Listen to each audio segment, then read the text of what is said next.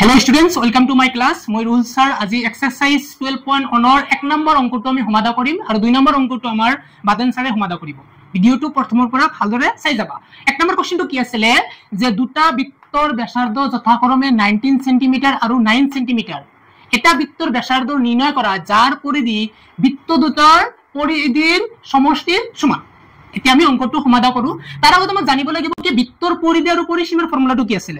বৃত্তৰ পৰিধি আৰু পৰিসীমাৰ ফৰ্মুলা আছিল কি 2πr আৰু বৃত্তৰ কালিৰ ফৰ্মুলাটো কি আছিল পাই r স্কয়াৰ। এতিয়া 2πr টো আমি 1 নম্বৰ অঙ্কটোত প্ৰয়োগ কৰিম আৰু 2 নম্বৰ অঙ্কটোত পাই r স্কয়াৰ টো আমাৰ বাটন স্যাৰে ধুনিয়াকে প্ৰয়োগ কৰিব। আমি 1 নম্বৰটো সমাধা কৰো দেখা। 1 নম্বৰটো কি আছে 1 number solution 12.1 exercise.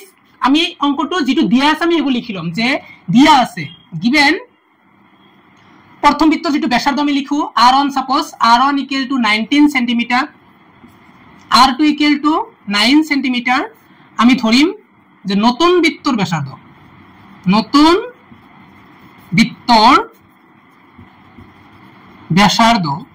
Equal to আমি ক্যাপিটাল r ধরিলো।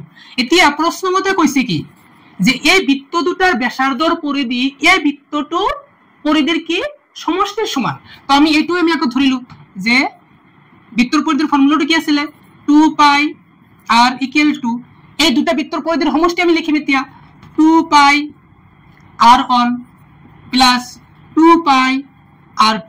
এতিয়া আমি কিবা কমন লব পারি 2π কমন লব পারি 2πr ইকুয়াল টু 2π কমন ললো r1 plus r2। এতে 2π ক্যান্সেল থাকিল কি r ইকুয়াল টু r1 এর মান কিমান আছে 19 cm আর r2 এর মান কিমান আছে 9 cm। এতিয়া r ইকুয়াল টু 19 আৰু 9 প্লাস করলে কিমান হয় 28 cm। তার মানে আমি কি পালো নতুন বৃত্তর ব্যাসার্ধ 28 cm। এতেকে আমি লিখিব পারি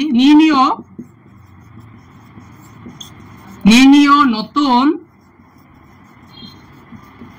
বৃত্তর ব্যাসার্ধ 28 সেন্টিমিটার।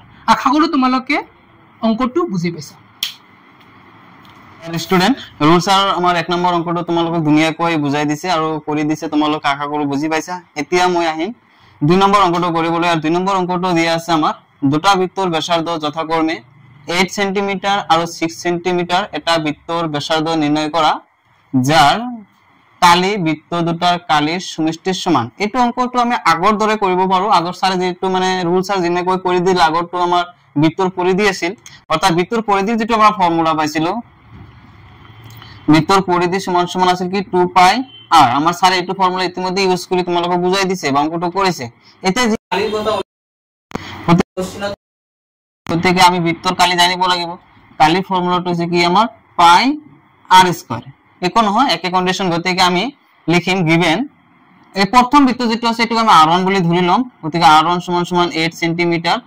নেক্সট আৰু এটা বৃত্ত আছে এটো হৈছে আমাৰ কিমান r2 ইকুয়াল টু আমাৰ 6 cm। লেট নতুন বৃত্তৰ ব্যাসার্ধ আমি কি বলি ধরি লম capital R। According to question কইছে কি কালি যে যার কালি বৃত্ত দুটার কালির সমষ্টির সমান।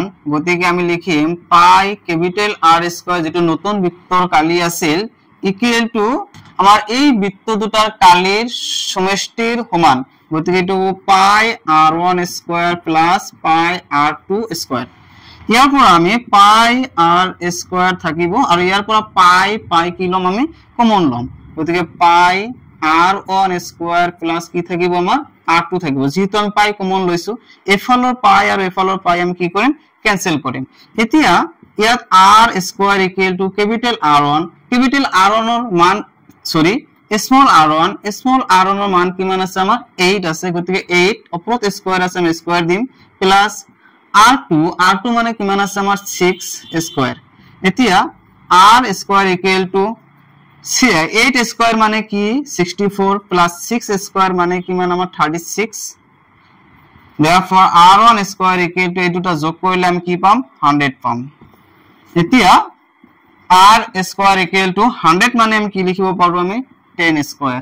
দুইও ফালে স্কয়াৰ ক্যান্সেল যাব তেনেহলে r = কিমান থাকিব আমাৰ 10 থাকিব নিৰ্ণয় নতুন বৃত্তটোৰ